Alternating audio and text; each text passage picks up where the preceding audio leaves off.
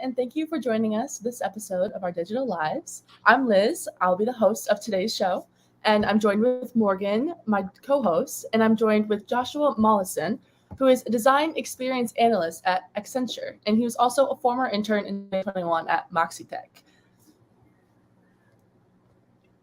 And then, if Morgan wants to go ahead. Yeah, for sure.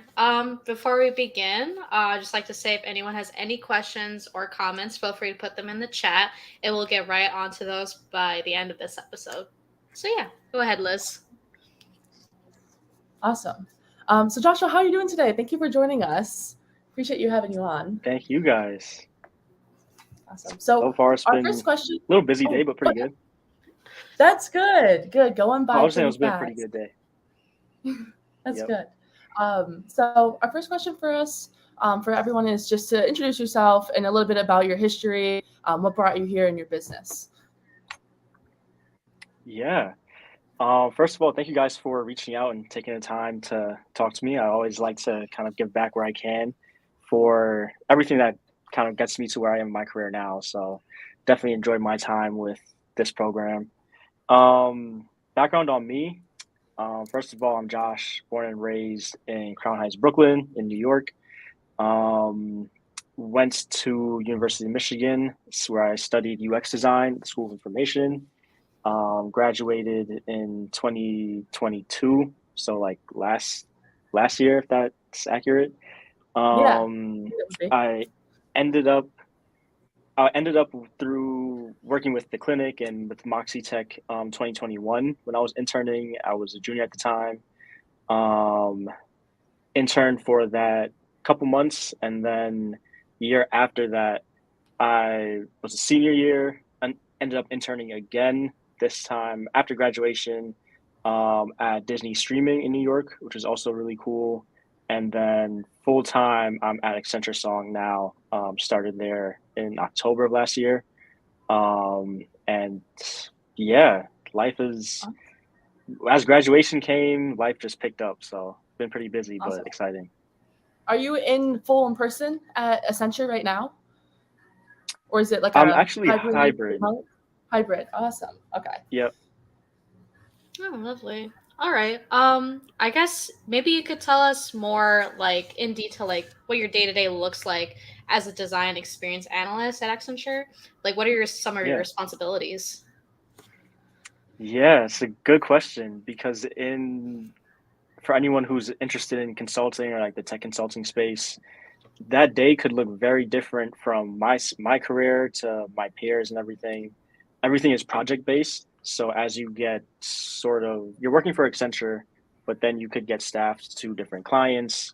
And then your day kind of really depends on your client that you're staffed to. Those clients could be other companies and really any industry you could think about. So for myself, pretty much day to day, I log on to my Accenture laptop, and I have my client laptop. And I'm just really checking for updates, any emergencies that break out on the client side or ACN side. I just kind of check those updates. We have some stand-up calls at around like 10 a.m. Sometimes we get moved around with my client. Then we have probably just mostly meetings in the morning up until lunch. And then after that is just kind of like heads down work, working on some side projects or just like your client deliverables and tasks. And for myself, that could look like designing wireframes, sketches, ideation work, and also even getting into like generative AI stuff, which has been pretty cool recently. Oh, yeah, so yeah, it's been, yep. If you're interested in tech, then Gen AI has been like the biggest thing the past couple weeks. Wow. So my next question for you is just, if you have any memorable projects or experiences from the clinic that like had a lasting impact on the work that you do today. Yeah, I would say, so in my role with MoxyTech, we're working on this product called GeoPain.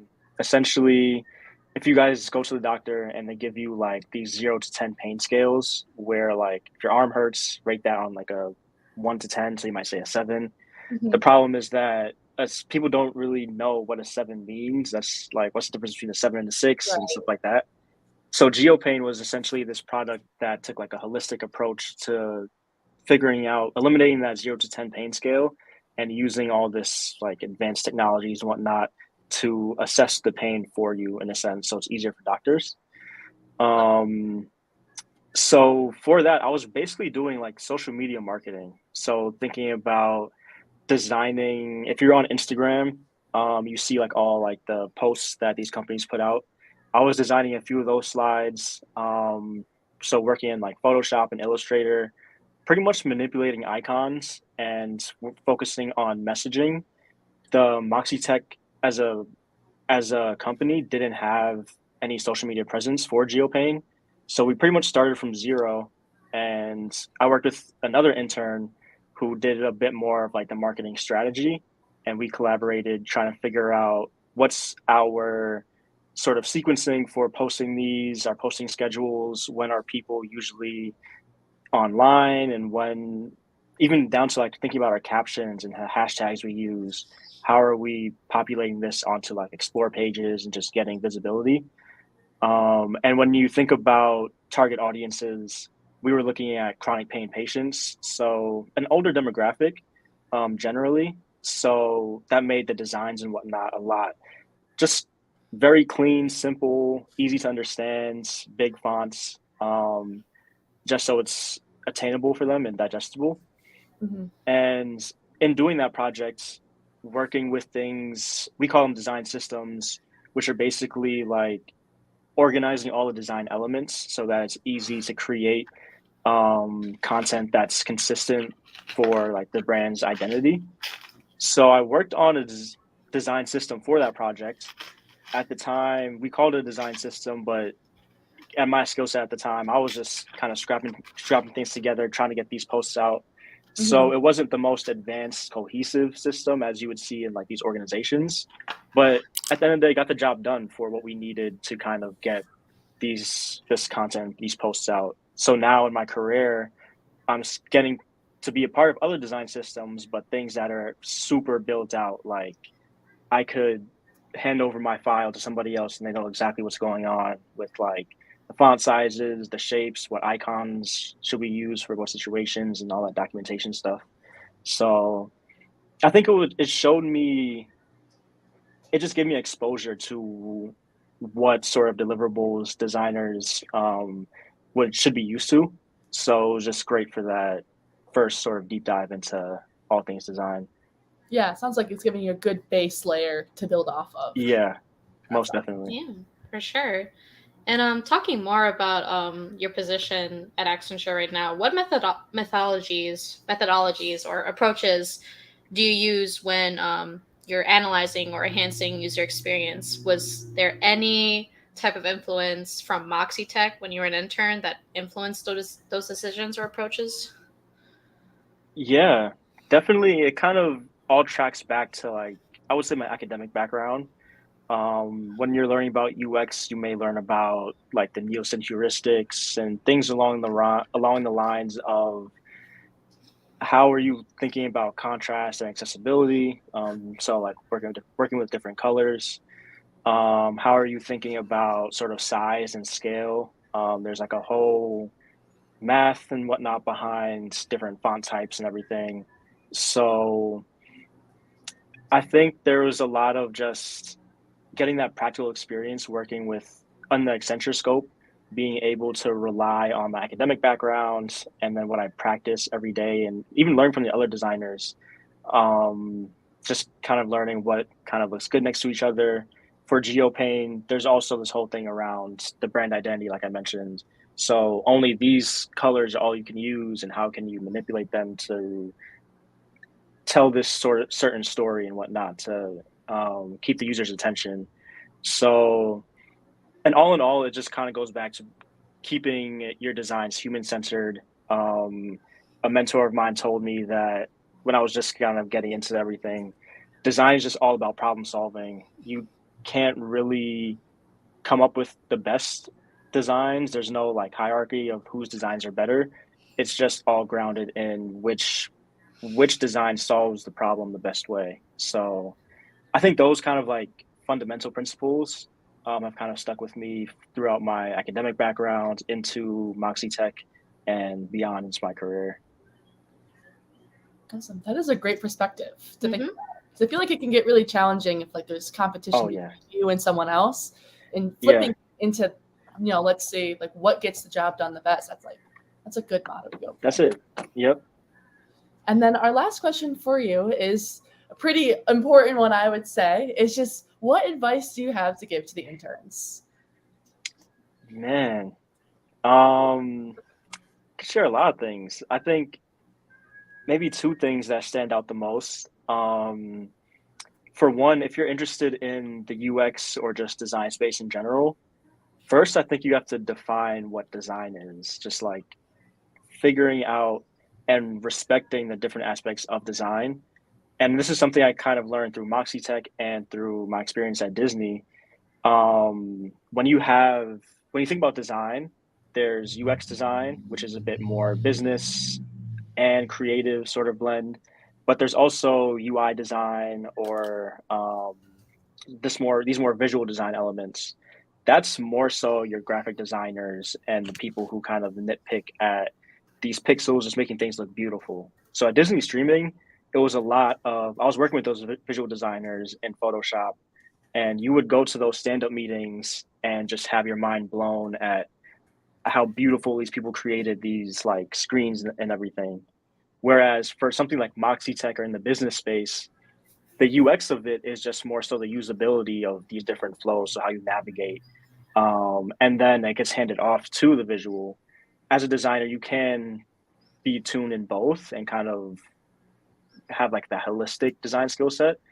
But if you're interested in entering the space, I think you have to understand which way you want to go with things, and then focus on your craft in one of those lenses. If you want to do UX, focus on the UX stuff, and then transition your brain to thinking about UI if you want to get into that.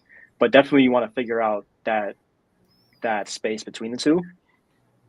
And then secondly, I think documentation is just super underrated. So I know a lot of people like younger in their careers, whether they're interns, early career, a lot of times they may be doing something and then they just feel like I don't they just feel underwhelmed by what they're doing. They're not inspired anymore. They feel like they wasted all this time doing all these things.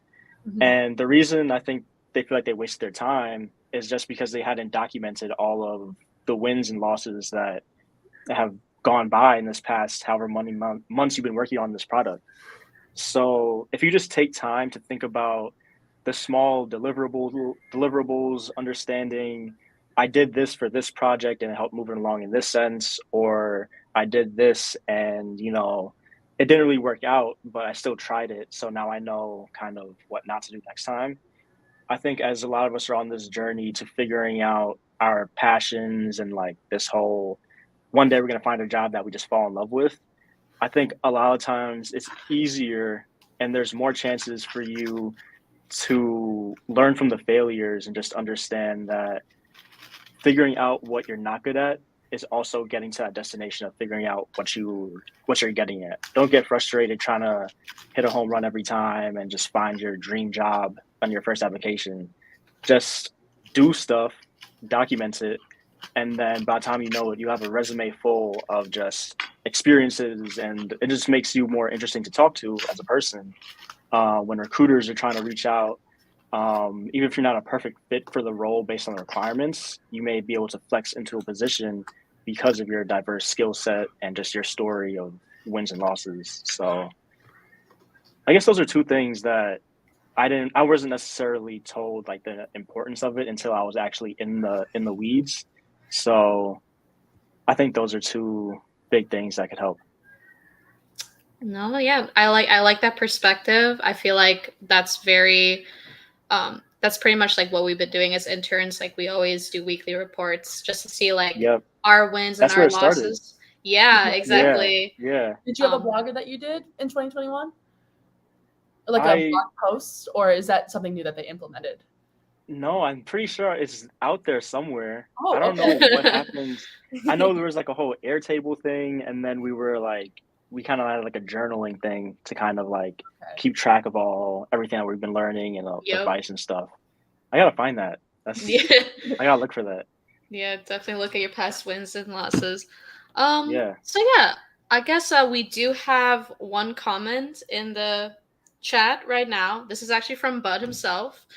He's Uh, asking if you work at Accenture or Accenture Song, and is there like any great. difference? There is. First of all, how's it going, bud? Great to Mhm. see you on here. So quickly to explain Accenture, which honestly for most people takes usually like your first couple weeks or even months, is just understanding how Accenture works. So I work for Accenture Song. Essentially, there's the broader Essential. If you think of it as a funnel, at the top level is Accenture. Within that, there's Accenture Song, and then within Song, there are these different pillars. So I'm in what they call build, and within that, I'm in digital products, and within that, I'm on the design team. So Mhm. essentially, and then that just branches out into across different industries. But for my purposes, I'm in Accenture Song. Accenture Song is all about the creative arm of Accenture. There are other aspects that get into like federal services or more traditional consulting, kind of like selling and whatnot. But yeah, Accenture Song as a designer on living in the creative realm of the firm. Okay. Awesome. I think that answers it. And then we don't have any other Hopefully, questions. I think if he has any other questions, I think he's got your contact. You can catch up that way. yeah, most definitely, most um, definitely. so that was our only question that we had. So thank you for joining us and talking about your experiences and what led you here and some future advice that you have for people in the clinic now. And thank you everyone for watching today and joining us. So I'm just again, thank you for talking with us about your experience. And to Thank all you the guys. subscribers and the watchers today, don't forget to subscribe if you're not already to our YouTube channel, Digital Summer Clinic, and all our media platforms so you won't miss anything. Yeah, and to everyone else watching, we will be back with more clinic connections. Join us next week as we'll be talking to one of our clinic companies, Nicole Pasut, who is a founder, CEO for TechStack, and also for a founder for My Unleashed Life, right here on July 26th at 5 p.m. So that's all for today. Everyone, have a good rest of your week.